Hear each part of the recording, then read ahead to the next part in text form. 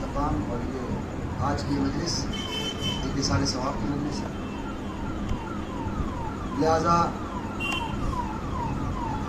آج کا ذکر اور آج کا عنوان پروردگار عالم کی ایک قرآن مجید ایسی کتاب جو لا رہے ہیں جو کہ ہے ایک ایسی کتاب جو معجزہ ہے، جس کو پڑھنے سے انسان کو دو فائدے ہوتے ہیں، ایک انسان کے علم میں اضافہ ہوتا ہے اور ایک انسان کو ثواب ملتا ہے۔ دنیا کی کوئی بھی کتاب ایسی نہیں ہے کہ جس سے یہ دونوں فائدے ملتے ہیں۔ ایک کتاب پڑھنے سے انسان کے علم میں اضافہ ہو سکتا ہے، یہ ضروری نہیں ہے ثواب ملے، لیکن قرآن ایک ایسی کتاب ہے جس کے پڑھنے سے علم میں بھی اضافہ ہوتا ہے اور انسان کو ثواب ملتا ہے۔ اور کوئی کتاب ایسی نہیں ہے کہ جس کو دیکھنے کا بھی ثواب ہو۔ دنیا کی کوئی کتاب ایسی نہیں ہے جس کو دیکھنے کا بھی ثواب ہو۔ ایک واحد قرآن ہے جس کو دیکھنے کا بھی ثواب ہے۔ دنیا میں کوئی کتاب ایسی نہیں جس کو گھر میں رکھا جائے تو برکت ہو۔ قرآن ایک ایسی کتاب ہے کہ ہم اپنا نیا گھر بھی لیں تو بعد میں خود جاتے ہیں، قرآن پہلے لے کر جاتے ہیں۔ آواز کم ہے؟ میں نے شروع نہیں کیا۔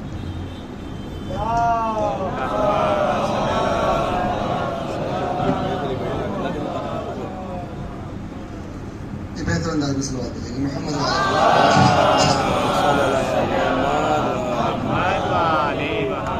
قرآن ایک ایسی کتاب ہے کہ جس کو دیکھنے کا بھی ثواب ہے، یہاں تک کہ گھر میں رکھنے کا بھی ثواب ہے۔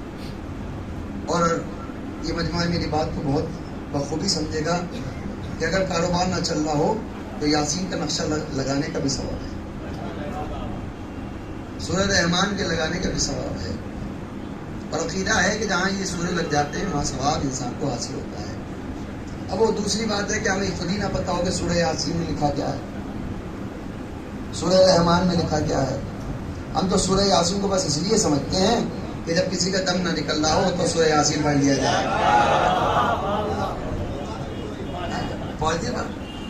سورہ یاسین پڑھائی اس وجہ سے جاتا ہے، اب اس پہ جو جملہ ہوگا وہ اور بھی زبردست ہوگا، آپ سنیں ذرا۔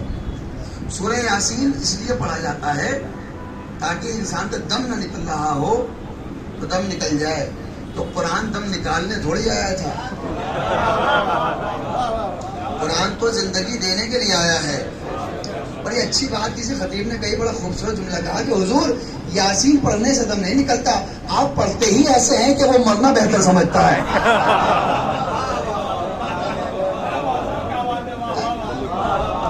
آپ پڑھتے ہی ایسے ہیں، انسان سوچتا ہے کہ بھائی مر ہی جاؤں تو بہتر ہے۔ اس لیے کیونکہ جب تلاوتوں کا معیار یہ ہو جائے، عبادتوں کا معیار یہ ہو جائے کہ ٹوٹی پوٹی نمازوں میں بھی انسان اپنے آپ کو نمازی کہے اور ریاکاری کر کے اگر انسان زیارت کو چلا جائے واپس آ کر اپنے آپ کو کربلائی کہے، پوری زندگی بھر گناہ کرتا رہو، کھلے عام اور جا کر حج کر کے آ جائے تو حاجی کہلائے۔ اب دنیا اگر یہ سوچ رہی ہے کہ ہمیں سرٹیفکیٹ دنیا سے ملے تو لیتے رہیے دنیا سے، آپ کو دنیا حاجی بھی سمجھے، زائر بھی سمجھے، نمازی بھی سمجھے، مگر خدا کچھ نہ سمجھے تو فائدہ کیا ہے؟ خدا نہ سمجھے تو فائدہ کیا ہے؟ اور آپ نہیں کہنا دنیا کچھ بھی نہ سمجھے لیکن خدا سب کچھ سمجھے، نمازی بھی سمجھے، عزادار بھی سمجھے اور عبادت گزار بھی سمجھے، زاہد بھی سمجھے، تو آپ کا نقصان کیا ہے؟ تو مطلب یہ ہوا، نتیجہ یہ نکلا، اللہ جس کو سمجھے وہی کامیاب ہے۔ اب لقب کوئی چراتا رہے، کوئی امیر المومنین بنتا رہے تو بنتا رہے، جس کو اللہ سمجھے گا وہی کامیاب ہوگا۔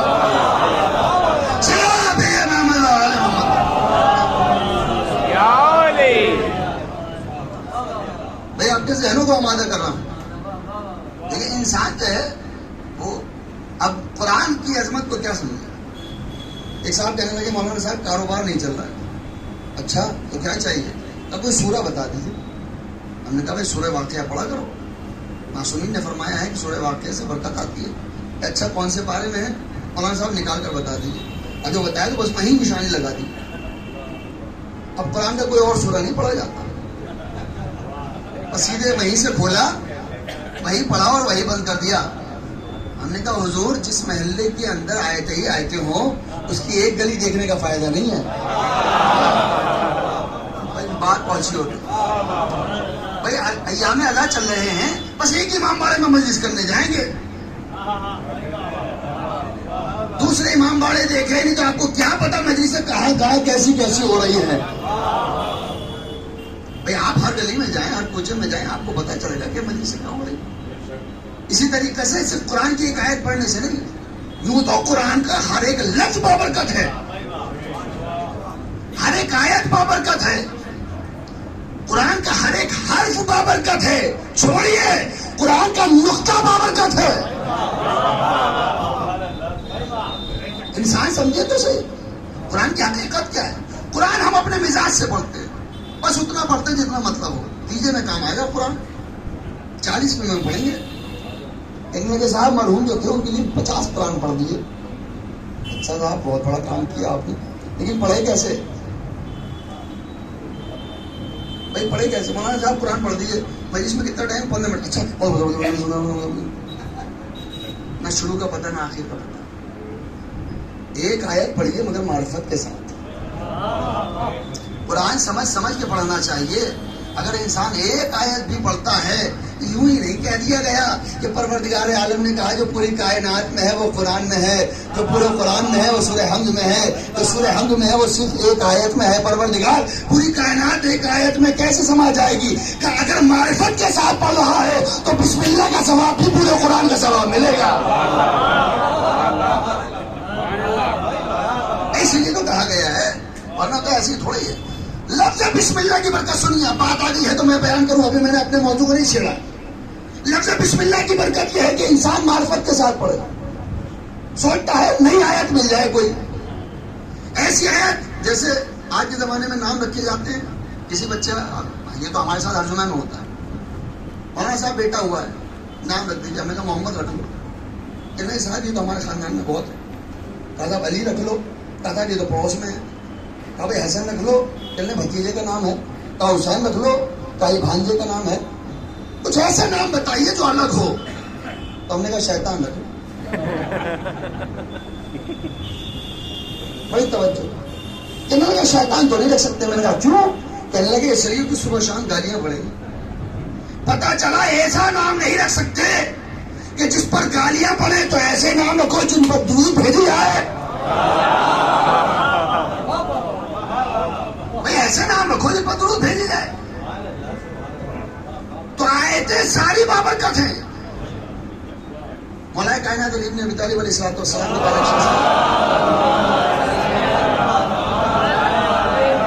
ایک شخص آیا, آنے کے بعد کہتا ہے مولا کاروبار نہیں چل رہا, بڑا پریشان حال ہوں, کوئی تعویذ لکھ دیجیے. آج تک تعویذوں کا زمانہ ہے. 2 طریقے کے تعویذ, کچا یا پکا, دونوں کے ریٹ الگ ہیں. بھائی کچا تعویذ چاہیے پکا, اب سمجھ میں نہیں آیا آج تک کہ کچا کیسا ہوتا پکا کیسا ہوتا. امام کے پاس آیا, مولا تعویذ لکھ دیجیے. امام نے کہا تعویذ کی ضرورت نہیں ہے, مجھے ایک ایسی چیز دے دیتا ہوں کہ تو کامیاب ہو جائے. امام نے ایک ورقے پر کچھ لکھا, چھوٹی سی لائن, اور موڑ کر دیا کہ اسے کھولنا مت.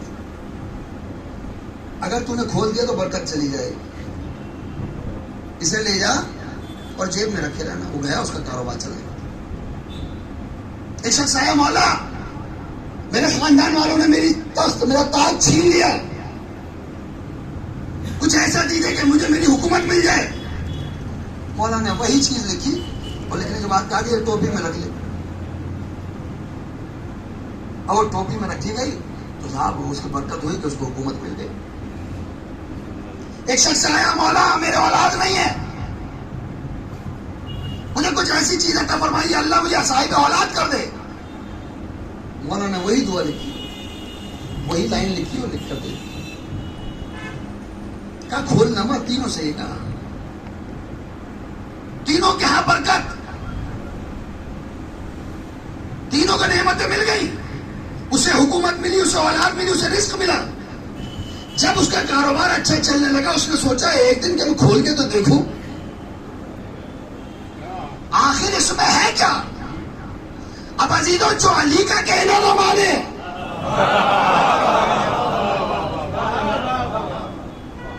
بھائی قسم خدا کی یہ جو لکھا ہے یہ آیت ہے اللہ کی، ہے تو قرآن.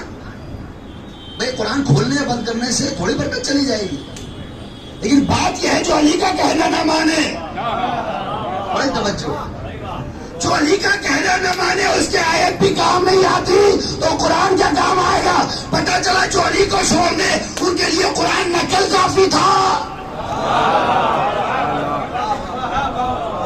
بھائی یہی وجہ تو ہے کہ قرآن آج سمجھ میں نہیں آتا، قرآن پڑھا ہے مگر سمجھ میں نہیں آتا. اس نے جیسے کھول کر دیکھا تو اس پہ لکھا تھا بسم اللہ الرحمن الرحیم. اس نے کہا یہ آیت یہ تو میں روزانہ پڑھتا ہوں، آخر اس میں کیا برکت ہے. اسی دن سے اس کا کاروبار خراب ہونے لگا. اس نے جب جس کے صاحب اولاد ہو گیا تھا، جس دن اس نے آیت کو کھولا کہ یہ آیت یہ تو میں روزانہ پڑھتا ہوں، بیٹے نے اس کا کہنا ماننا بند کر دیا. جس کو حکومت ملی تھی اس کے چاہنے والے اس کا کہنا ماننے بند ہو گئے. مولا کے پاس آئے، مولا برکت اڑ گئی، ختم ہو گئی. آخر وجہ کیا ہوئی کہ جب تک یقین تھا مجھ پر،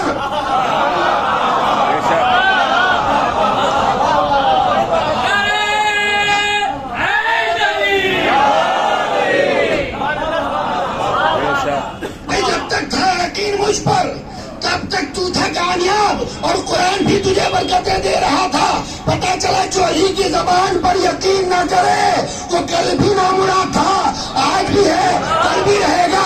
تو اگر کسی دربار میں جا کر علی گواہی دے دے اور کوئی نہ مانے، چلو بھیجے محمد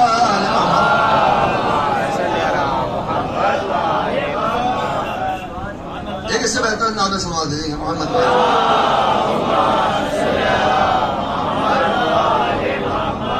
قرآن کی عظمت کیا ہے؟ قرآن گھروں میں رکھنے کے لیے نہیں آیا، قرآن دل میں اتارنے کے لیے آیا. ایک جملہ میں ہمیشہ کہتا ہوں جب قرآن کی گفتگو کرتا ہوں، قرآن بیٹیوں کو آغوش میں رکھ کر رخصت کرنے کے لیے نہیں آیا، قرآن بیٹیوں کے دل میں اتار کر رخصت کرنے کے لیے آیا. قرآن جہیز کی چیز نہیں ہے، قرآن جہیز کے لیے نہیں ہے. قرآن ہے اپنی بیٹیوں کی سیرت کے لیے. بیٹیوں کے دل میں ایسے اتار دو کہ جب صبح کو اپنا گھر صاف کریں تو سورہ رحمان کی تلاوت کریں، سیڑھی لگانے کی ضرورت نہ پڑے. ہم نے دیکھا ہے اب سیڑھی لگ گئی، ہم ناشتہ کر رہے ہیں، برش کر رہے ہیں، آفس کے لیے تیار ہو رہے ہیں، پورا سورہ رحمان ختم ہو گیا، ہمارا کان تک نہیں لگا کہ کیا ہوا. تو قرآن اس لیے نہیں آیا. قرآن سمجھنے والی بات ہے، قرآن درک کرنے والی بات ہے، قرآن مطالعے کے لیے ہے، قرآن پڑھنے والی چیز ہے. صرف رمضان میں قرآن نہ پڑھا جائے،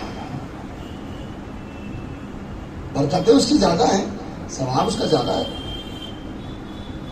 اور یہ بات جان لیجئے، جس طریقے سے فرش ادا پر ہر کوئی نہیں آ سکتا، اسی طریقے سے ہر ایک انسان قرآن پڑھ بھی نہیں سکتا، قرآن نہیں پڑھ سکتا. فرش ادا پہ آنے کے لیے بھی توفیق کی ضرورت ہے، قرآن مجید کو پڑھنے کے لیے بھی توفیق کی ضرورت ہے. اب آپ یہ سمجھ رہے ہو کوئی ہل ہل کر اور آنکھیں بند کر قرآن پڑھ رہا ہے تو یہ قرآن پڑھ نہیں رہا ہے، یہ صرف اور صرف لفظوں کو دوہرا رہا ہے. پڑھنا کہتے اس کو ہے ادھر زبان پر آئے، ادھر دل روشن ہوتا چلا جائے. اب روشن کیسے ہوتا ہے؟ یہ قرآن سے پوچھو، اے قرآن تو کس کے لیے ہے؟ کہ لا یمسہ الا المطہرون. یہ قرآن وہ ہے جس کو نجس نہیں ہاتھ لگا سکتے. یہ ہاتھ لگانے کا مطلب کیا ہے؟ آج مارکیٹ میں قرآن بک رہا ہے، بیچنے والے کو پیسے سے مطلب ہے. آج کے زمانے میں اگر کوئی غیر مسلم جا کر خریدنے لگے منع کر دے گا کوئی؟ اور قرآن تو کہہ رہا ہے لا یمسہ الا المطہرون، مجھے چھوئے گا ہی وہی جو پاک و پاکیزہ ہوگا. بھائی مارکیٹ میں قرآن بک رہا ہے، کوئی گیا اور جانے کے بعد اس نے کہا مجھے میری بھی خواہش ہے میں قرآن پڑھوں، اور اس نے قرآن خرید لیا، تو اس کا مطلب کیا قرآن کی آیت غلط ہو گئی؟ لا یمسہ الا المطہرون، اس کو کوئی چھو نہیں سکتا جب تک کہ پاک و پاکیزہ نہ ہو. یہ پاکیزگی صرف ظاہری نہیں ہے، یہ پاکیزگی باطنی بھی ہے. کہ اگر ظاہر پاک ہو تو کمال نہیں ہے، باطن بھی پاک ہونا چاہیے. یہ قرآن کیا ہے؟ ہے کہ ذالک الکتاب لا ریب فیہ، قرآن وہ ہے جس میں کوئی عیب نہیں پایا جاتا. جب قرآن میں کوئی عیب نہیں ہے تو جس پر قرآن اترا ہے. بڑی توجہ دیکھیے، میں اپنی آیت کی طرف آ رہا ہوں، آپ کے ذہنوں کو آمادہ کر لوں. جب قرآن میں کوئی عیب نہیں ہے تو جس پر قرآن اترا ہے اس پر عیب کیسے ہو سکتا ہے؟ اس کا مطلب یہ قرآن آئے گا تو پھر مطہر لوگوں کے پاس، پاکیزہ لوگوں کے پاس نجس انسان کو قرآن ہاتھ نہیں لگا سکتا. تو جب نجس انسان قرآن کو ہاتھ نہیں لگا سکتا تو جس پر قرآن اترا ہے وہ کتنا پاکیزہ ہوگا؟ اب جس آغوش میں وہ پلے تو وہ آغوش کتنی پاکیزہ ہوگی؟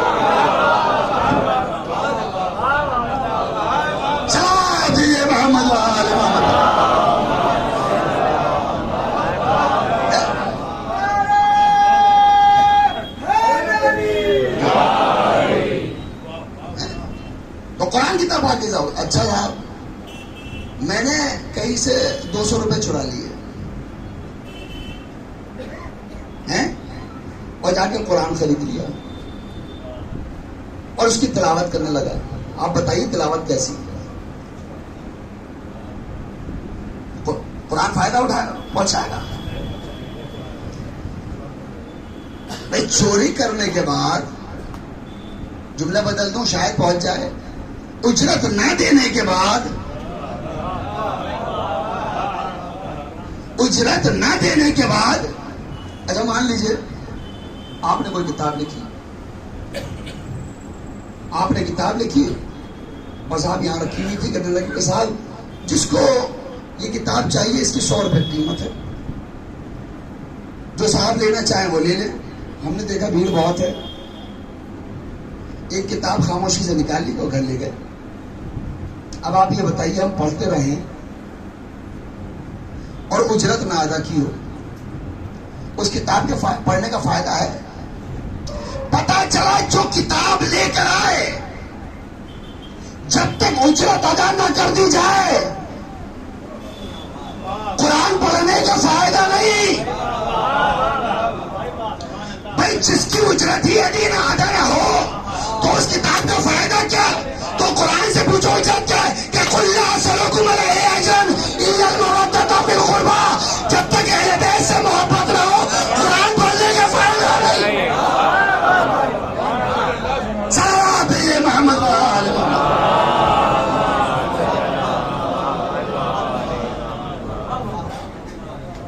چوری کا قرآن ہو، چوری کے پیسے ہوں، تو پتہ چلا قرآن خریدنے کے لیے محنت کا پیسہ ہونا ضروری ہے. یعنی اگر ذکر کرنا ہے، اب دیکھیں میں اپنے موضوع کی طرف آتا ہوں، چند میں آپ سے گفتگو کرنا ہے چونکہ ایک اصال ثواب کی مجلس ہے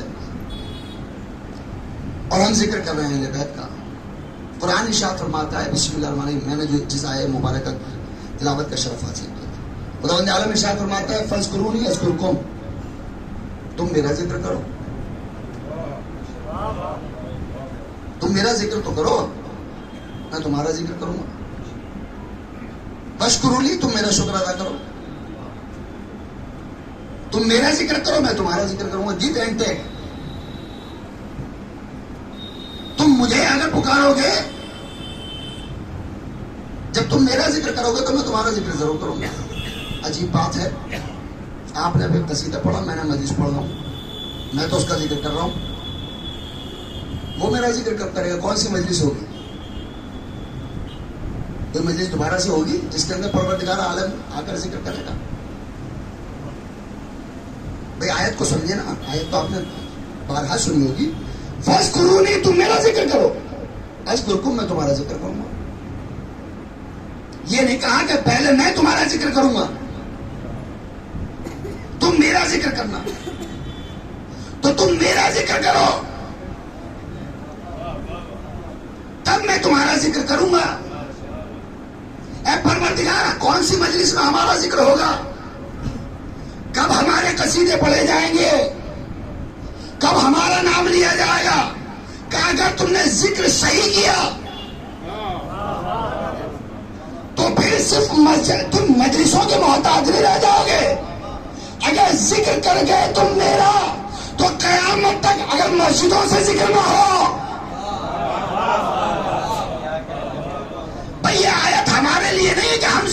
جائیں گے تو ہمارا ذکر ہوگا. عجیب بات ہے کہ مجھ جیسا غریب، مجھ جیسا اگر گنہگار انسان بھی اللہ کا ذکر کرے تو میرے مرنے کے بعد کہا جائے گا فلاں انسان مجلس پڑھتا تھا، فلاں انسان ذکر کیا کرتا تھا. بھائی یہ ذکر باقی ہے، اس کا مطلب کیا ہوا؟ ہم نے ذکر کیا تبھی تو ذکر باقی ہے. ذکر کرنا اور ہے، ذکر بچانا اور ہے. بھائی ذکر کرنا اور ہے. فَاذْكُرُونِي أَذْكُرْكُمْ، تم میرا ذکر کرو میں تمہارا ذکر کروں. اب دیکھیں آیت بڑی خوبصورت ہے. اب میرے ساتھ چلتے جائیے گا.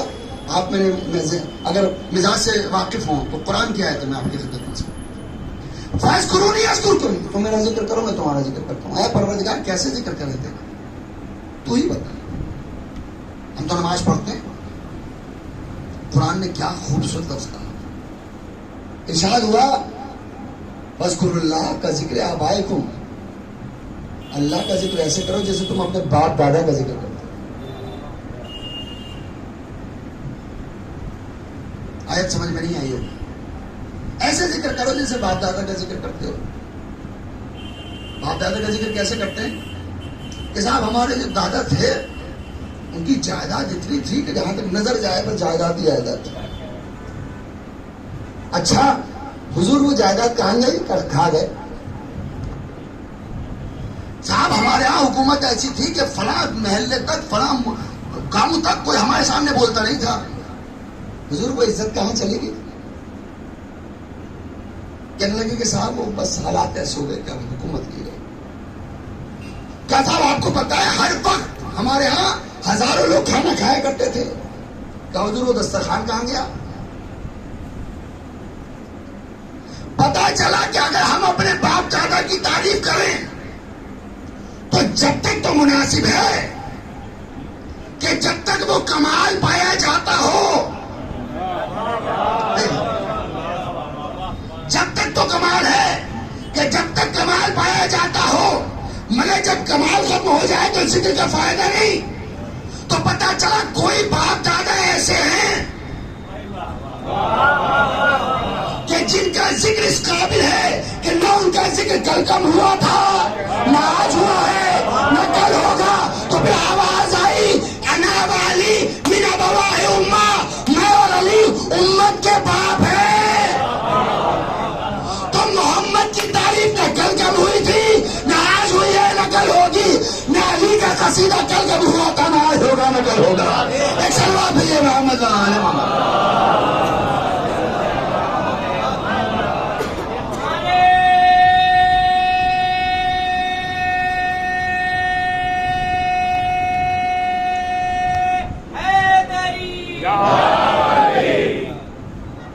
ذکر کا مطلب یہ نا، ذکر آپ آئے تم جیسے اپنے باپ دادا کا ذکر کرتے ہیں. جھوٹ بھی بول دیتے ہیں بہت سے لوگ. اتنے پہلوان کے ساتھ رات بھر جو ہے جنوں سے لڑتے رہے.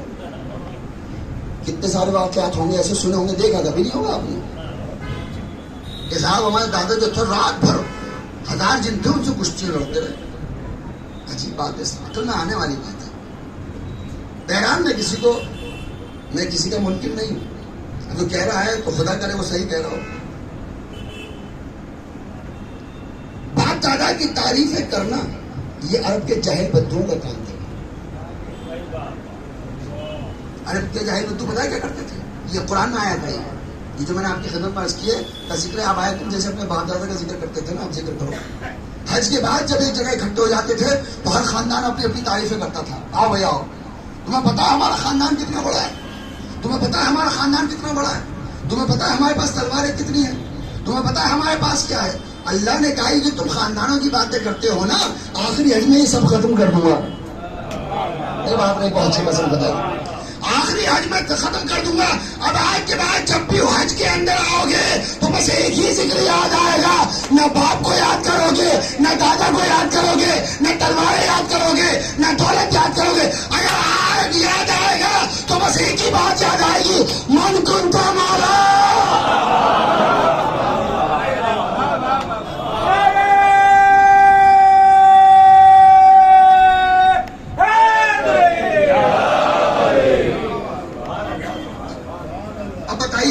آپ نے دیکھا ہے کبھی حج کے اندر کسی نے جا کر تعریف کی کہ صاحب ہمارا خاندان ایسا ہے؟ وہ رسمی ختم کر دی غدیر کے بعد. کیا تم تعریفیں کر رہے ہو؟ تمہاری تعریفیں کچھ نہیں ہے اس شخصیت کے آگے جو ہم نے تم تک پہنچا دی. حج کرنا کمال نہیں ہے، حج کو سمجھنا کمال ہے. نماز پڑھنا کمال نہیں ہے، نماز کو سمجھنا کمال ہے. سجدہ کرنا کمال نہیں ہے، سجدے کو سمجھنا کمال ہے. فاذکرونی اذکرکم، تم میرا ذکر کرو میں تمہارا ذکر کرتا ہوں. اس کا مطلب یہ ہوا کہ اللہ نے ارشاد فرمایا کہ جو ذکر کے قابل ہوں ان کا ذکر کرنا چاہیے. بڑی توجہ. اب اگلی آیت پڑھنے جا رہا ہوں آپ کی خدمت میں تاکہ آپ کا ذہن آمادہ ہو جائے.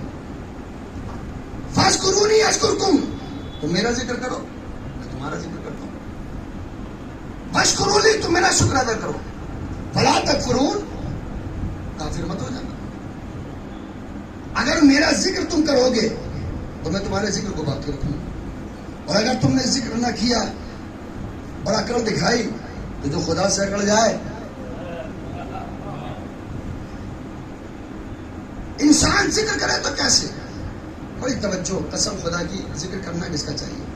کہتے رہو کہ یزید آئے خواب میں ہمارے، کہتے رہیے کہ صاحب اللہ نے ہمیں معاف کر دیا. قرآن کی روشنی میں یہ تو بتاؤ یزید مومن ہے یا مسلمان؟ میرا موضوع نہیں ہے ورنہ تو میں آیت سے ثابت کرتا ہوں. بھائی بتاؤ تو صحیح کہ مومن ہے یا مسلمان؟ کیسا مسلمان ہے؟ نماز پڑھتا تھا. کیا نماز پڑھنا فضیلت ہے؟ حاجیوں کو بھی فسادی کہا گیا ہے.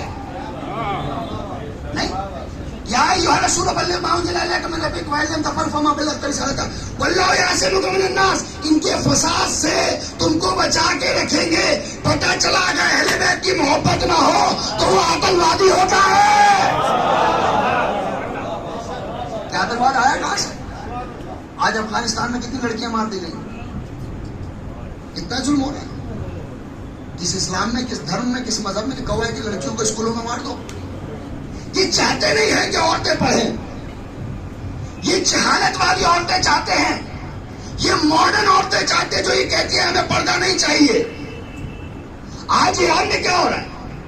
ان کے ذہن سے وہ عصمت و طہارت اتار دی گئی کہ آج وہ بغیر پردے کے آنے کے لیے تیار ہیں. جملہ سنیے، آج پھر ایک عورت میدان میں آئی ہے.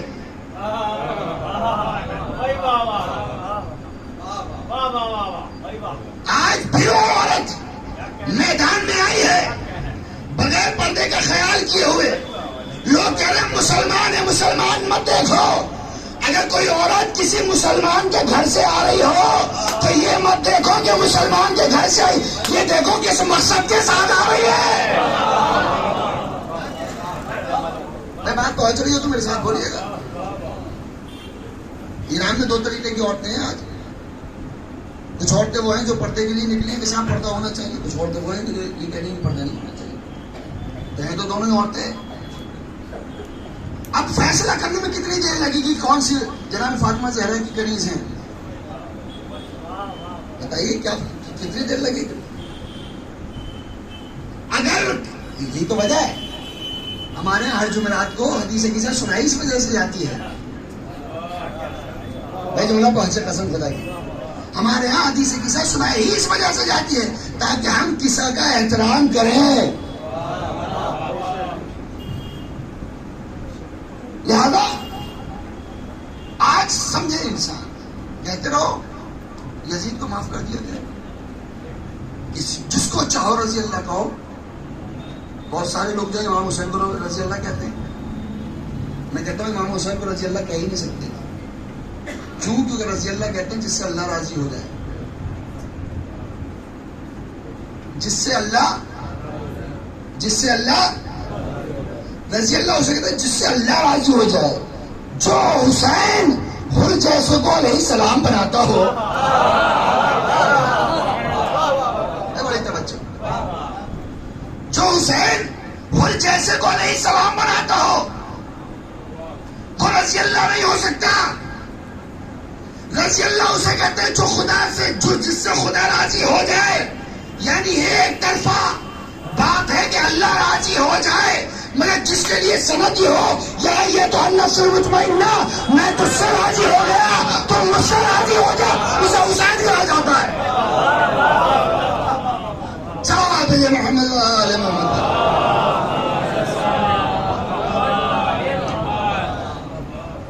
اب عزیزو جو آیت مجھے آپ تک پہنچانی ہے وہ سنیے. ارشاد ہوا بسم اللہ الرحمن الرحیم. بڑی خوبصورت آیت ہے. آج کے زمانے میں آپ کسی کی بھی تعریف کریں، کسی کی بھی قصیدہ پڑھیں، مگر قرآن ضرور پڑھ لیں. بھائی جو لوگ یہ کہتے ہیں قرآن کافی ہے، کم سے کم انہیں تو سنا دیا جائے. بسم اللہ الرحمن الرحیم. لا تجد قوما یؤمنون باللہ والیوم الآخر. ایسا ہو ہی نہیں سکتا کہ کسی قوم میں مومن ہو. کون سا مومن؟ کا وہ مومن ہو ہی نہیں سکتا. بڑی توجہ.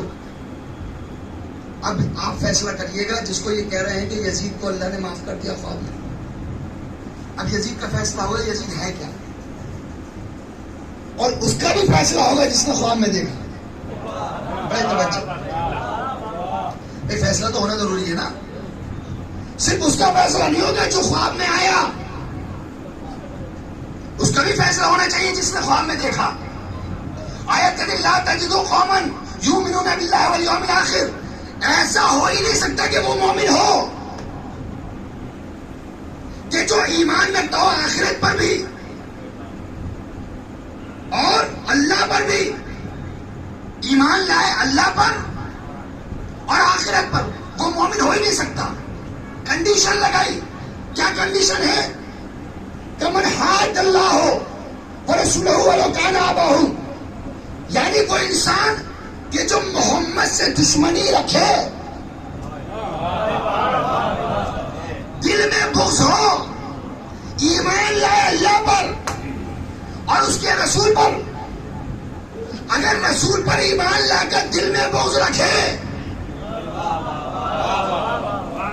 تو وہ مومن نہیں ہو سکتا. یعنی اللہ اپنی نظر سے دیکھ رہا تھا کہ کچھ لوگ آ کر کہہ رہے تھے محمد رسول اللہ، مگر دل میں کچھ اور پایا جاتا تھا. لا تجد قوما یؤمنون باللہ والیوم الآخر یوادون من حاد اللہ.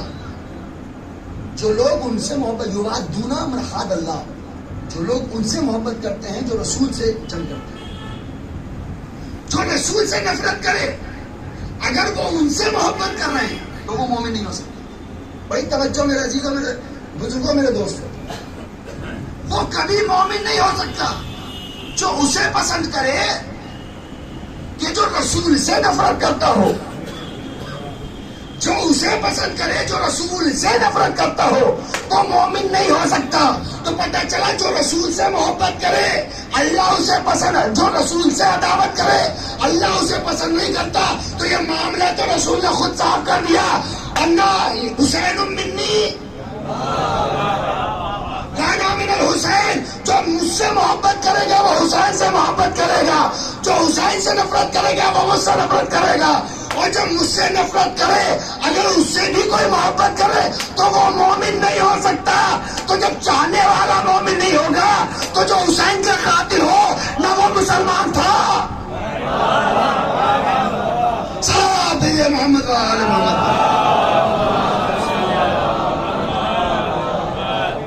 اچھا یہ وہ کون ہو؟ دوست ہو، پڑوسی ہو، کاروبار میں ہمارا ساتھی ہو، یہ وہ ہو. بڑی قسم خدا کی رشتے بتائیں. ولو کان آباؤہم، چاہے وہ ان کا باپ ہی کیوں نہ ہو. بھائی میں روایت نہیں پڑھوں، آپ کے سامنے آیا جب میں دکھا سکتا ہوں. ولو کان آباؤہم، اگر رسول کے دشمن سے محبت کر رہا ہے، رسول کے دشمن سے محبت کر رہا ہے تو پھر وہ مومن نہیں ہو سکتا.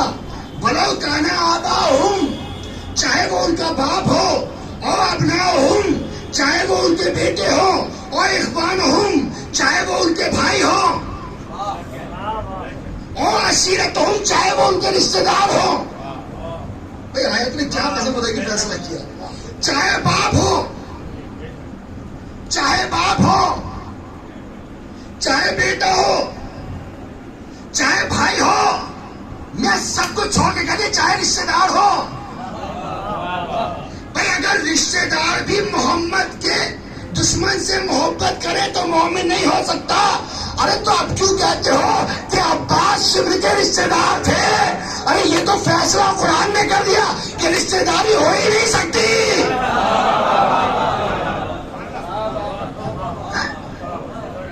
یہ نہیں کہا جاتا کہ شبر جو ہے جناب عباس کا رشتے دار تھا. وہ کیسے جائے گا رشتے دار؟ قرآن نے کہا لا ینالو عہد الظالمین. ایسے لوگوں سے مطلب ہی نہیں ہے جو ظالم ہے. تو مومن ہو ہی نہیں سکتا وہ انسان کہ جو رسول کے دشمن سے محبت کرے, چاہے وہ کسی کا باپ ہو, کسی کا باپ ہو. وہ بات پہنچ رہی؟ چاہے کسی کا باپ ہو, چاہے کسی کا بیٹا ہو. ایک بات کہی جاتی ہے نا کہ ایک صحابی کے بیٹے نے صحابی کے بیٹے سے بیعت مانگی. آیت نے کہا چاہے کسی کا بیٹا ہی کیوں نہ ہو, چاہے کسی کا بھائی کیوں نہ ہو, اور چاہے کسی کا رشتے دار کیوں نہ ہو. اسی لیے تو پروردگار عالم نے ارشاد فرمایا کہ اقربا رشتے دار کس کے, کہا جو فاطمہ کے رشتے دار ہیں وہی مومن ہے. جو فاطمہ کی اولاد سے نفرت کرے وہ نہ کل مومن تھے, نہ آج مومن ہیں, نہ کل مومن رہیں گے. تو ایسے مسلمان جو اپنے آپ کو مومن کہتے ہیں ان کا امیر المومنین کوئی اور ہے, اور جو اپنے آپ کو مومن کہتے ہیں وہ کربلا نہیں اور بلکہ غدیر کو دیکھ کر کہتے ہیں ہمارا امیر المومنین کوئی اور ہے. صلوات امام اللہ.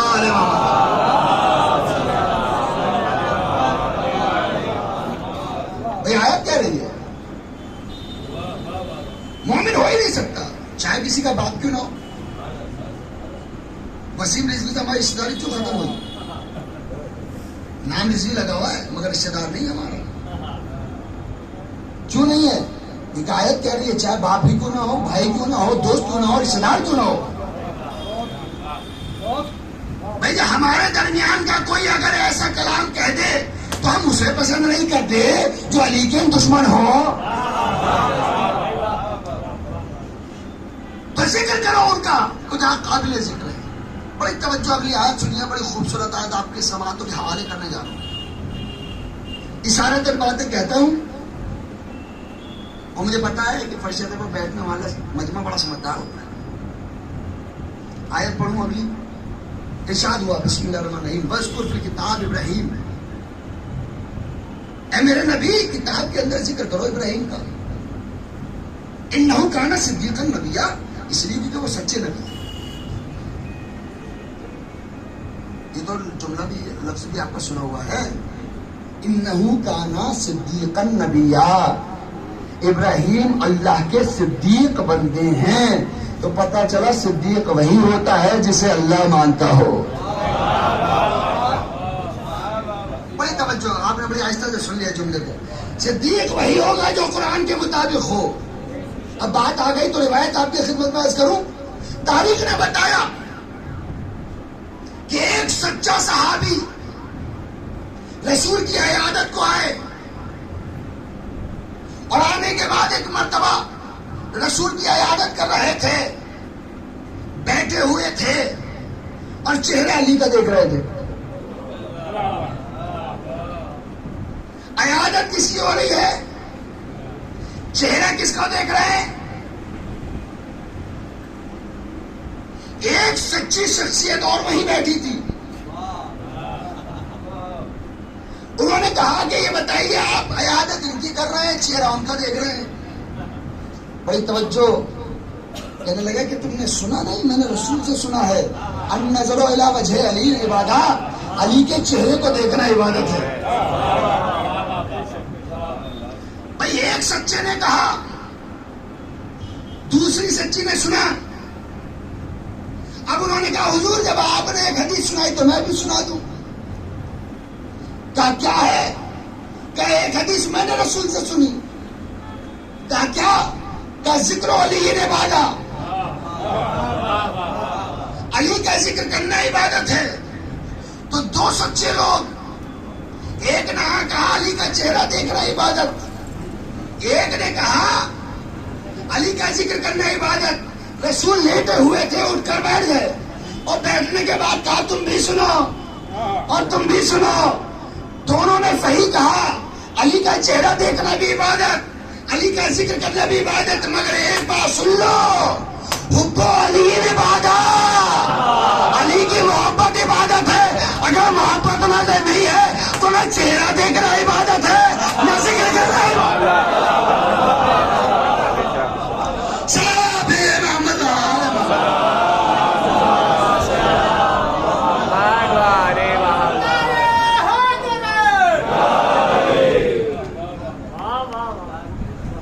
چہرہ دیکھنا عبادت نہ ذکر کرنا عبادت۔ اگر حب علی دل میں نہیں ہے، لفافوں کے لیے ذکر کرنے اور ہے۔ دیکھیے اشارے میں بات کہہ رہا ہوں میں کہ جہاں لفافہ ملنا وہیں کے ہو گئے۔ علی کا ذکر دل سے کیا جائے۔ دیکھیے یا تو علی کے ہو جاؤ یا علی کو چھوڑ دو۔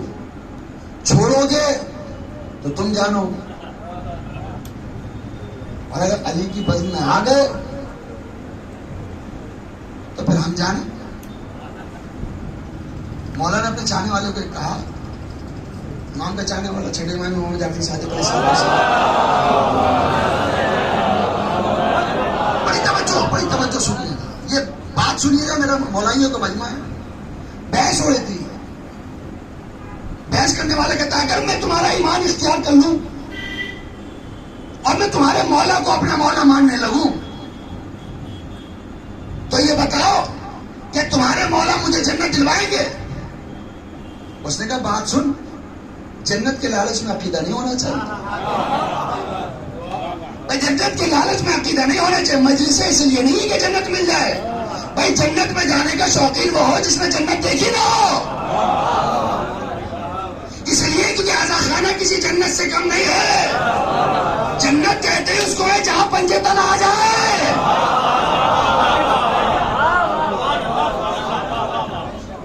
جہاں پنجے تن آ جائے وہ جنت، مان لیجیے جنت پہ پنجے تن نہ جائیں، ہو ساری آسائش ہے، وہ جنت کا فائدہ کیا ہے؟ بھائی جنت کہتے ہیں اس کو ہے، میں مثال دے دوں، وہ گھر جو بالکل سنگے مرمر کا بنا ہوا ہو مگر ماں باپ نہ رہتے ہوں تو اس گھر کا فائدہ کیا ہے؟ تو سوچو جب ہمارے اور آپ کے ماں باپ سے اتنی رونق ہے تو کائنات کے جو امام ہے، تو امام کے چاہنے والے سنو، جنت کے لالچ میں عقیدہ صحیح بات نہیں ہے، اور اگر تجھے اتنا ہی شوق ہے تو جا، میں زبان دیتا ہوں میرے مولا نہیں جنت کا ضامن میں ہوں۔ تاریخ نے بتایا 15 دن کے بعد مر گیا۔ جب دفنایا گیا تو امام نے کہا کہ تمہیں بشارت ہو، جو وعدہ تم نے کیا تھا ہم نے پورا کر دیا، جو وعدہ تم نے کیا تھا وہ ہم نے پورا کر دیا۔ مطلب یہ ہوا کہ اگر عقیدے ہمارے مضبوط ہو جائیں تو جنت مانگنے کی ضرورت نہ ہو، بانٹتے ہوئے نظر آئے۔ جنت کوئی قیمتی چیز کا نام نہیں ہے، بلکہ جنت تو اتنی چھوٹی چیز ہے کہ علی کا چاہنے والا دریا کے کنارے بیٹھ کر بھیج دیا کرتا ہے۔ مولا علی کو تو سنو، قرآن کیا ہے، قرآن کیا ہے، فضیلت ہے، سنیے بھائی، توجہ کے بات آ گئی ہے تو سنیے۔ رسول نے فرمایا اے علی، چند کمالات صفات ایسے ہیں جس میں تم اور میں شامل ہوں، 3 خصوصیتیں صفات ایسی جس میں تم بھی شامل ہو میں بھی شامل ہوں، مگر 3 خاص باتیں ایسی ہیں جس میں میں بھی تمہارا شریک نہیں ہوں۔ اللہ نے 3 نعمتیں ایسی دی جس میں تم اور میں دونوں برابر کے شامل، مگر 3 نعمتیں ایسی جس میں میں بھی تمہارا شامل نہیں۔ مولا نے فرمایا یا رسول اللہ وہ کیا ہیں؟ کہا علی اللہ نے جنت مجھے دی، بانٹنے والے تم ہو۔ دیکھیے جملہ ہلکا نہیں ہے، مولائیوں کا مجمع ہے۔ جنت مجھے دی، بانٹنے والے تم ہو، علم مجھے دیا، اٹھانے والے تم ہو، اور کوثر مجھے دیا، کیے جو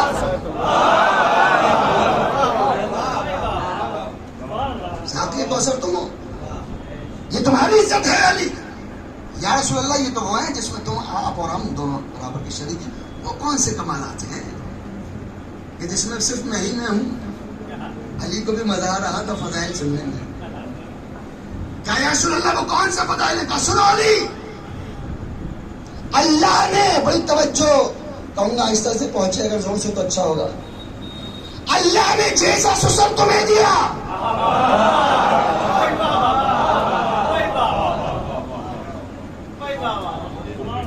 ویسا مجھے نہیں دیا۔ اللہ نے جیسی زوجہ تمہیں دی ویسے زوجہ مجھے نہیں دی۔ اے علی، جیسے اللہ نے بیٹے تمہیں دیے ایسے مجھے نہیں دیے۔ کسی نے پوچھا یا رسول اللہ اس کا مطلب؟ کہا میں بتانا چاہتا ہوں جب علی کا میں شریک نہیں ہوں تو ایرا خیرا کہاں سے ہو گیا؟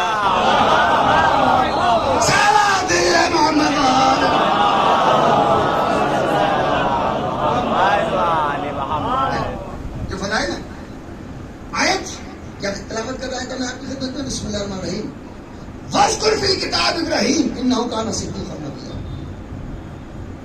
اے میرے حبیب اپنی کتاب میں ذکر کرو ابراہیم کا، إِنَّهُ كَانَ صِدِّيقًا نَبِيًّا، اس لیے کہ وہ سچا نبی ہے۔ جناب ابراہیم سچے نبی ہیں، خلیل اللہ ہیں، اللہ کے نبی ہیں، اولو العزم پیغمبروں میں سے ہیں۔ اللہ نے سچا کہا ہے، لیکن ہائے مسلمان تیری عقل پر پتھر پڑے۔ مسلمان کہتا ہے اللہ نے جن کو سچا کہا قرآن نے، جناب ابراہیم نے 3 جھوٹ بولے تھے، نعوذ باللہ، 3 جھوٹ جناب ابراہیم کا۔ پہلا جھوٹ کہ میرے کے ساتھ وہ جا رہے تھے تو بادشاہ نے پوچھا یہ بتاؤ یہ عورت کون ہے تمہارے ساتھ؟ تو انہوں نے کہا کہ صاحب یہ میری بہن ہے، حالانکہ یہ جھوٹ نہیں تھا۔ جناب ابراہیم کی جناب سارا خالصات بہن تھی۔ حالات ایسے تھے کہ اگر یہ بتا دیتے کہ میں اس کا شوہر ہوں تو قتل کر دیے جاتے ہیں، لہذا جناب ابراہیم نے کہا یہ میری بہن ہے۔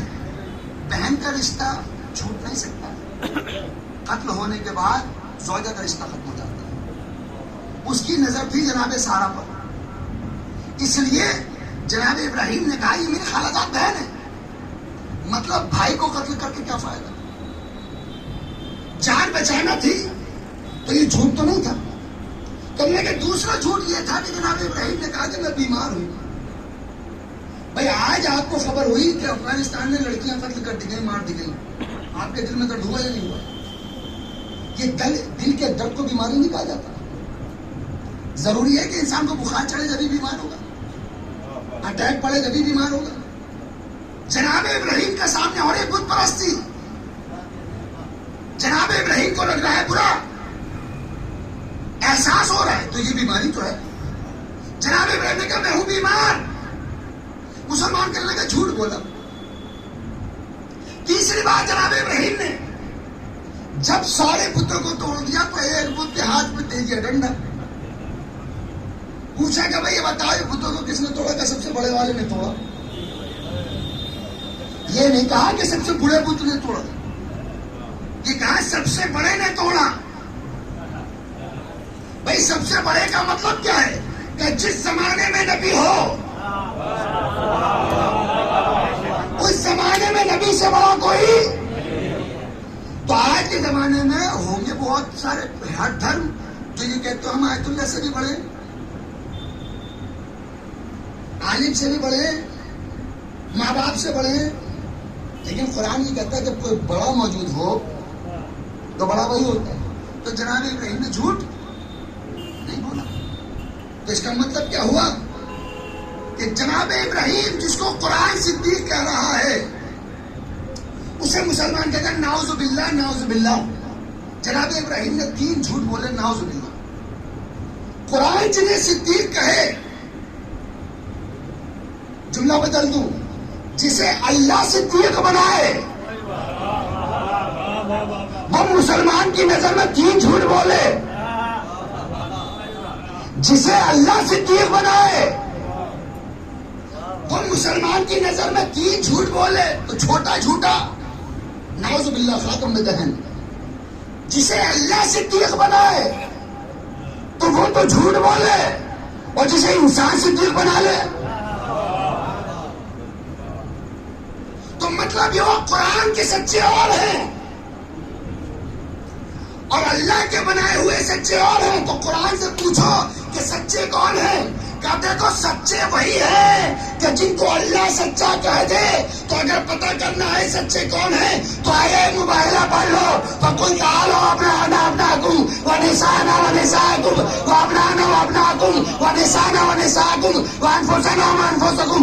اب جو ان کے مقابلے پر آ جائے، چاہے آ جائے چاہے کل آئے، تو جھوٹا ہوگا. صلوات محمد وآل محمد.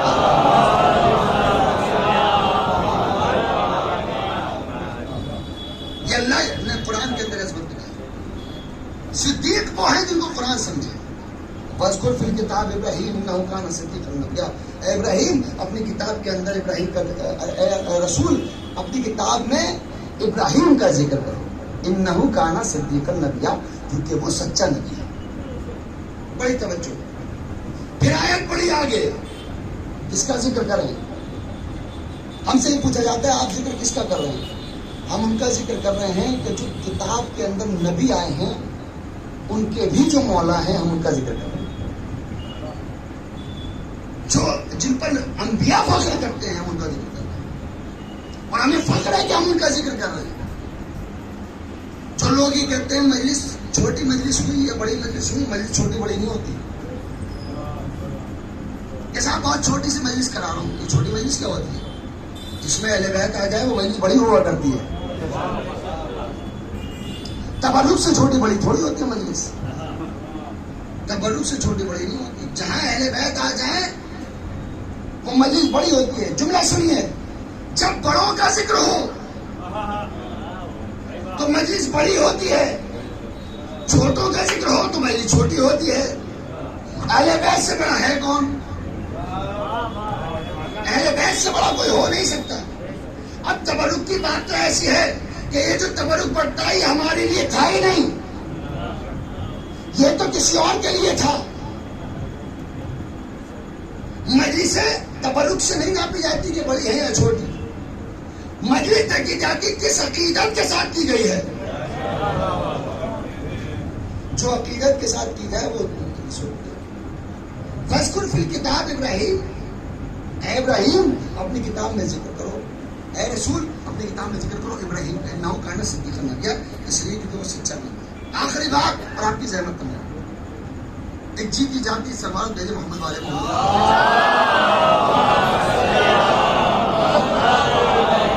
آخری بات سن لیں آپ اور انشاءاللہ یہیں سے رکھتے مسئلہ. پروردگار عالم نے ارشاد فرمایا بسم اللہ الرحمن الرحیم وَاذْكُرُوا نعمت اللہ علیکم. اللہ نے جو تم کو نعمت دی ہے اس کا ذکر کرو. اللہ نے جو تمہیں نعمت عطا فرمائی ہے اس کا ذکر کرو. تو بھائی کس کا ذکر کریں؟ اپنی کار کا، موبائل. جناب ابھی جو ہے دیکھیے 1 لاکھ روپے کا موبائل لیا ہے، صبح شام اس کا ذکر کیا جائے، یہ نعمت ہی تو ہے. کہنا صاحب اب فلیٹ لیا ہے، لوگوں کو دکھا رہے ہیں واٹس ایپ پر اور فیس بک پر ڈال رہے ہیں. بائک آ جائے تو اسٹیٹس لگا دیں، کار لے آئے تو اسٹیٹس لگا دیں. پورے محلے کو تنگ کر رکھا ہے کہ صاحب ہم نے جو ہے نیا موبائل خرید رکھا ہے. ہم نے پوچھا بھائی یہ کیا کرو؟ کہ نعمت کا ذکر کر رہے ہیں، قرآن میں ہے تو کہ نعمت کا ذکر کرو. ہم نے کہا اچھا نعمت کا مطلب کیا ہے؟ کہ نعمت کا مطلب ہے موبائل.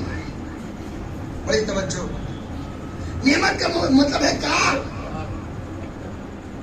نعمت کا مطلب ہے پیسے والی بیوی مل جانا.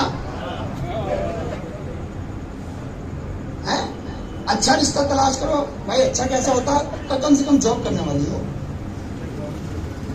ورکنگ ہو، پیسہ لے کے آئے، کم سے کم ایک فلیٹ تو ہو. اور صاحب کار بھی کیوں دلا لو؟ آج کے زمانے میں معاشرے میں چل رہا ہے نہیں چل رہا ہے؟ رشتے ایسے تلاش کرتے ہیں لوگ. پیسہ، دولت. انسان جو تلاش کر رہا ہے، امام نے فرمایا نعمت دولت نہیں ہے. اپنے اپنے بچوں کے لیے اچھی ماں لے کر آؤ. اپنے بچوں کے لیے اچھی ماں لاؤ, یہ سب سے بڑی نعمت ہے. اس لیے کیونکہ کار کی وارنٹی 1-2 سال سے زیادہ کی نہیں ہے. ماں کی تربیت دنیا میں بھی رہے گی, قبر میں بھی رہے گی, عرش میں بھی رہے گی.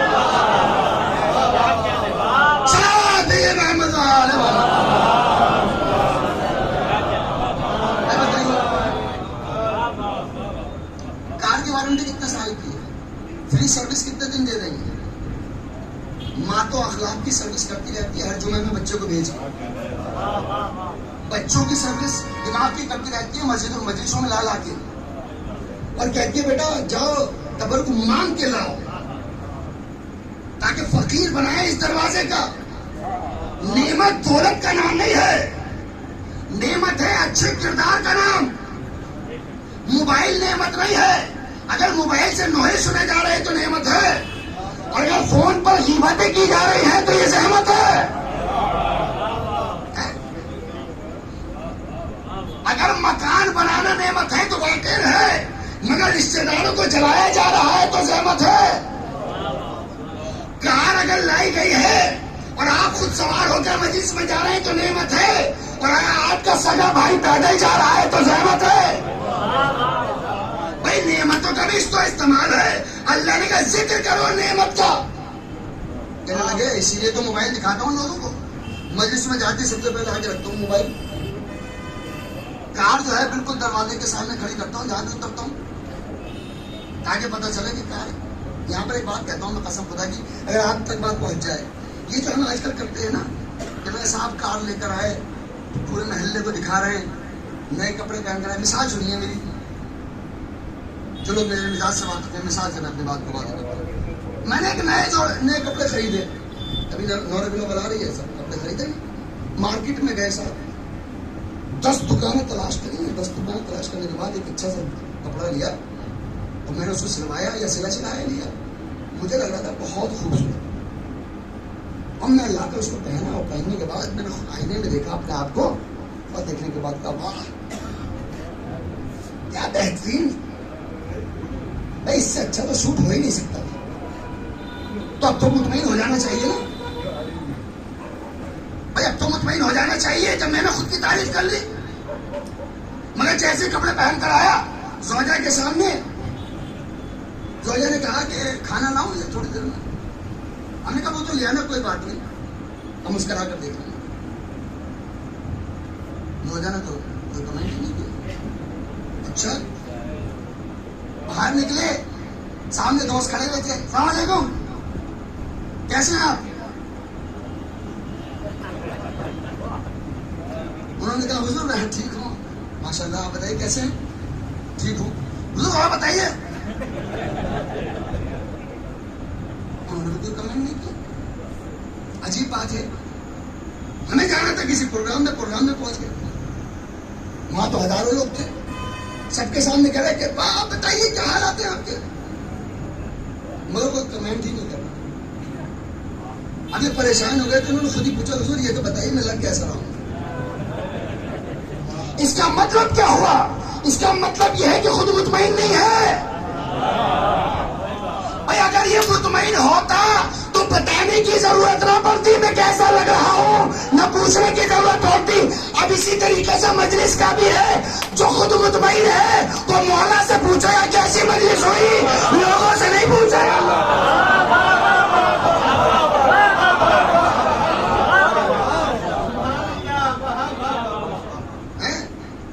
لوگوں سے کیوں پوچھیں گے؟ کار خرید کے لائے, کسی کا ایک حصہ اور سن لیجیے. بیچ گلی میں کھڑی کر دی, سامنے سے حضور 5 لاکھ کی لایا, کیسا کلر ہے؟ انہوں نے کہا حضور اگر وائٹ ہوتا تو منگا دیں. کہنے ارے آپ کو کیا پتا, یہی بہت اچھا تھا. حضور یہ کیسا ہے؟ پورے محلے سے تعریف. بھائی توجہ, جو بات میں کہنے جا رہا ہوں, پورے محلے سے قصیدے پڑھوا رہے ہیں کار کے.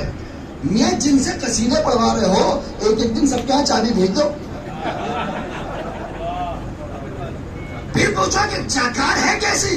کہنے لگے صاحب ان سے کیا مطلب, پیسہ ہمارا خرچ ہوا, دولت ہماری خرچ ہوئی, ہم نے ٹائم خرچ کیا، ہم نے اپنی محنت خرچ کی ہے، تو ہم کسی اور کو کیوں دیں؟ عجیب بات ہے، قصیدے دوسروں سے پڑھواؤ، استعمال خود کرو۔ تو اب یہ تو بتاؤ، جن سے قصیدے لے رہے ہو کیا قبر میں وہی آ جائیں گے؟ پتا چلا کہ قبر میں خود ہی لیٹنا ہے۔ قرآن نے کہا فاذکر فی الکتاب ابراہیم، قرآن کہتا ہے وذکروا نعمت اللہ علیکم، بڑی توجہ، آخری بات، وذکروا نعمت اللہ، اپنے رب کی نعمت کا شکر ادا۔ تو اتنی جو مثالیں میں نے دے دی، اس سے یہ تو ظاہر ہو گیا کہ موبائل نعمت وہ نعمت نہیں ہے جس کا ذکر ہو رہا ہے، کار وہ نعمت نہیں ہے جس کا قرآن میں ذکر ہو رہا ہے، یہ کپڑے وہ نعمت نہیں ہے جس کا، اگر یہ ساری نعمتیں ہیں تو قرآن پڑھیے، بسم اللہ الرحمن الرحیم، اہدنا الصراط المستقیم صراط الذین انعمت علیہم، اے اللہ ہمیں ان کے راستے پر قائم رکھ جن پر تیری نعمتیں نازل ہوئی، جن پر تیری نعمتیں نازل ہوئی۔ تو بھائی نعمت کیا ہے؟ تو کہا صاحب یہ چاند جو ہے یہ نعمت ہے، یہ سورج نعمت ہے، یہ اشجار، نباتات، پانی، یہ سب نعمتیں ہیں۔ اچھا، یہ سورج تو فرعون کے لیے بھی نکلتا تھا، چاند تو بھائی شداد کے لیے بھی نکلا، یہ تمام چیزیں تو اس کے پاس بھی تھی، تو کیا یہی نعمت ہے؟ کہا نہیں، یہ نعمتیں نہیں ہے۔ جس اللہ کو، جو اللہ نعمت کا ذکر کرنا چاہتا ہے وہ نعمت وہ ہے، بڑی توجہ، نتیجہ دینے جا رہا ہوں اب تک، اس کا ذکر کرتے رہو صبح و شام۔ اگر اس کا ذکر کرو گے تو رسول کا ذکر ہوگا، رسول کا ذکر ہوگا تو خدا کا ذکر کا ہوگا، اور خدا کا ذکر کرنا ہے عبادت۔ اگر اللہ کی عبادت کا لطف لینا ہے تو اٹھتے بیٹھتے تمہیں کرنا پڑے گا اس کا ذکر، جس کو اللہ نعمت کہہ رہا ہے۔ آخر وہ نعمت کون سی ہے؟ کہ چاند نعمت نہیں ہے، چاند کو خلق کر نہیں کہا کہ نعمت تمام ہو گئی، سورج نعمت نہیں ہے، سورج کو خلق کر کے نہیں کہا کہ نعمت تمام ہو گئی، اشجار نعمت نہیں ہے جن کو خلق کر کے کہا ہو کہ نعمت تمام ہو گئی۔ بھائی نعمت کون سی ہے؟ کہ آواز آئی اکملت لکم دینکم واتممت علیکم نعمتی، آج تمہارا دین بھی مکمل ہو گیا، نعمت بھی مکمل ہو گئی۔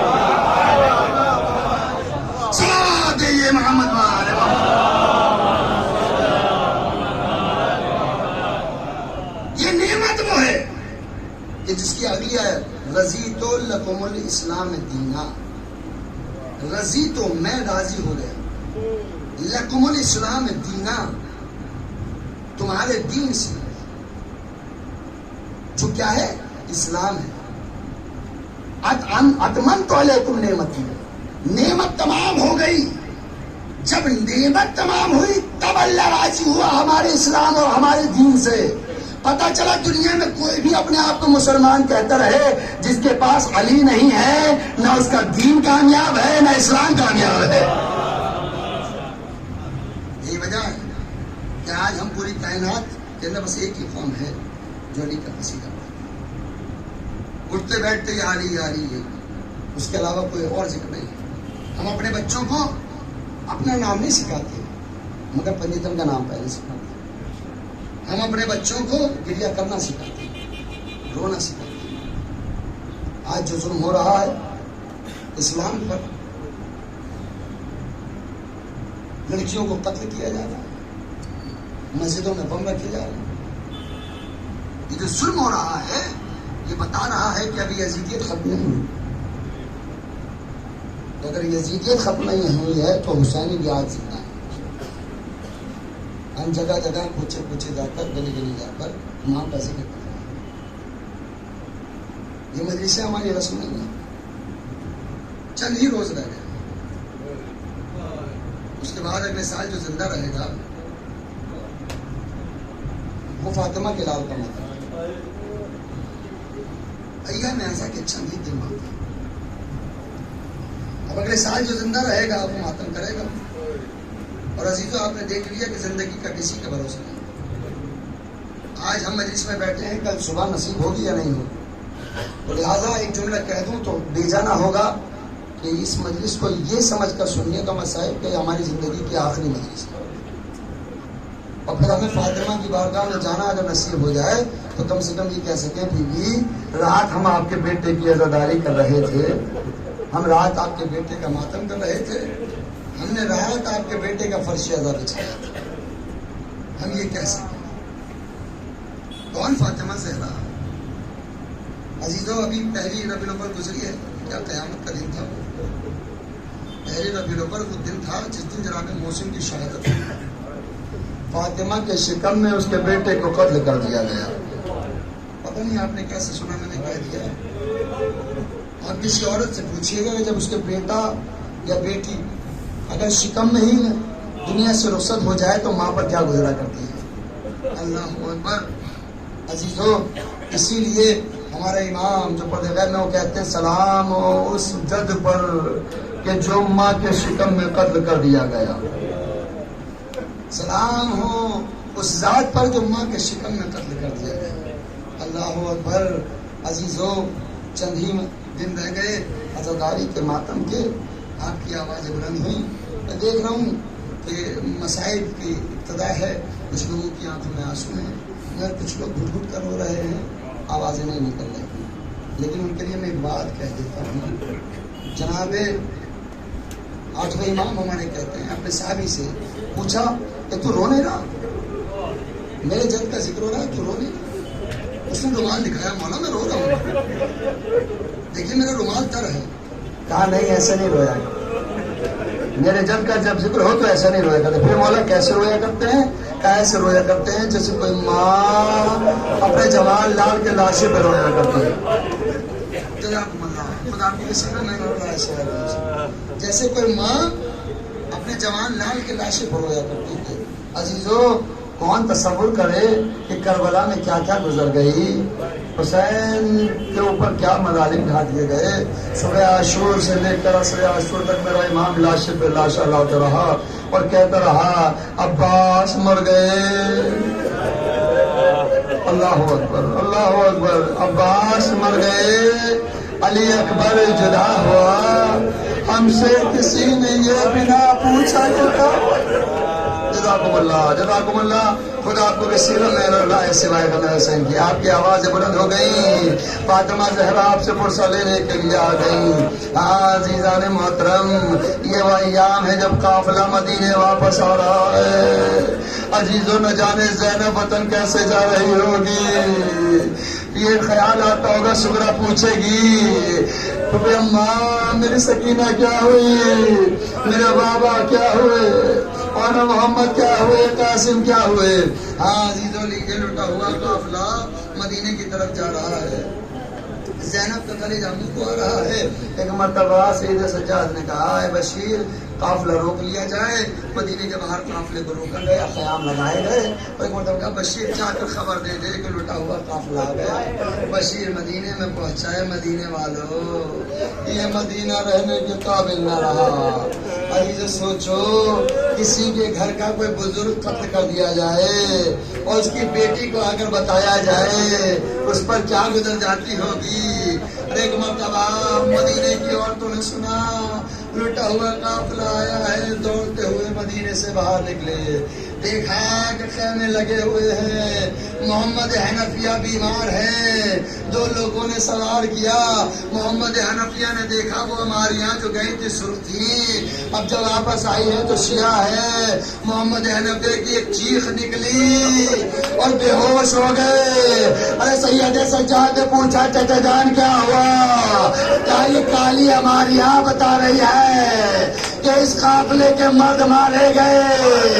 ایک مرتبہ گئے چچا جان آپ سے اتنا برداشت نہ ہوا، ارے مجھ سے پوچھئے شام و کوفہ کا بازار، میرے گھر کی عورتیں نسل پہ چادر۔ جزاکم اللہ جزاکم اللہ۔ خدا آپ کو کسی کو میں نے اللہ سوائے تمہیں حسین کی۔ عزیزو چند جملے اور سن لیجیے۔ تاریخ نے بتایا قافلہ آ گیا، شہزادی سیدھی اپنے سب سے پہلے پہنچی ہیں رسول اللہ کی قبر پر۔ جناب زینب رسول اللہ کی قبر پر پہنچی، ڈیوڑی پر ہاتھ رکھا ہے، ایک ہاتھ ادھر، نانا آئی ضرور، نانا میں آئی ضرور ہوں، میرے آنے کو قبول نہیں۔ नाना मैं तन्हा आई हूँ जो आपके पुष्प पर सवार रहा करता था, आपके सीने पर सोने वाला हुसैन करबला की सरजमीन पर छोड़ आई हूँ। ऐ नाना, जिन लबों को आप चूमा करते थे, जालिम ने उन लबों के साथ गुस्ताखी की। ऐ नाना, अगर ना महरम ना होते तो ज़ैनब अपने बाजू दिखाती। खुदा आपको किसी का मन रहा है सिवाय का हुसैन की। है नाना, ज़ैनब आई है मगर अपना घर लुटा कर आई है। नाना की कब्र से फारिग हुई, अम्मा की कब्र पर पहुंची। अम्मा हुसैन का मारा गया, हुसैन कत्ल कर दिया गया। अम्मा मेरा घर उजड़ गया, अम्मा मेरा अली अकबर मारा गया, मेरा अब्बास मारा गया।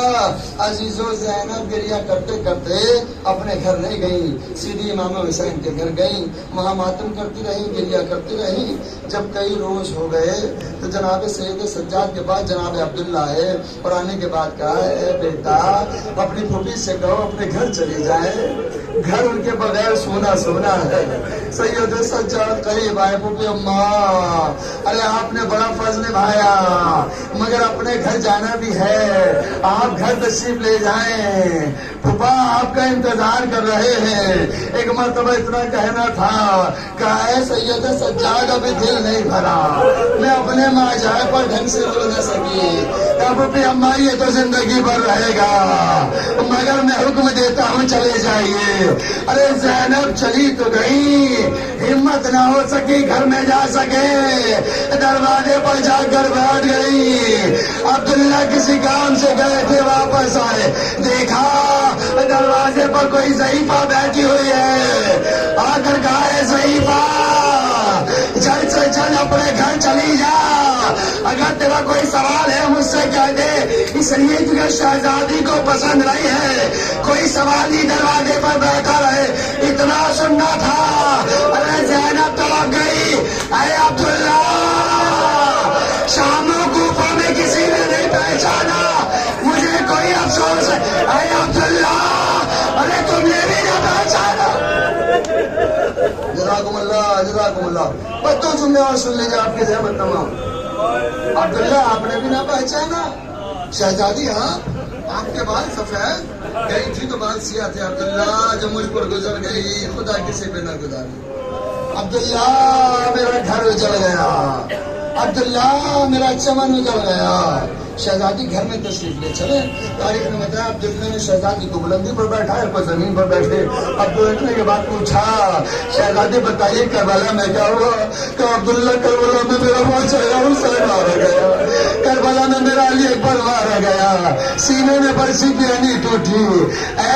अब्दुल्ला, करबला में मेरे कासिम के टुकड़े हो गए, अब्दुल्ला मेरा अली असगर मारा गया, अब्दुल्ला सारे अंसार मारे गए। अब्दुल्ला सुनते रहे, सुनते रहे। एक मरतबा शहजादी खामोश हो गई।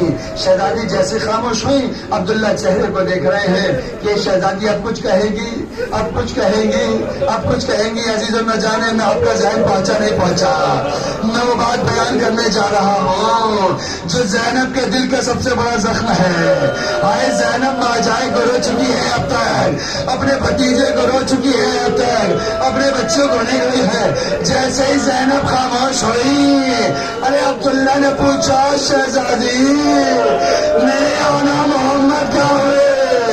इतना कहना था, अरे माही तो है ना, तो गई।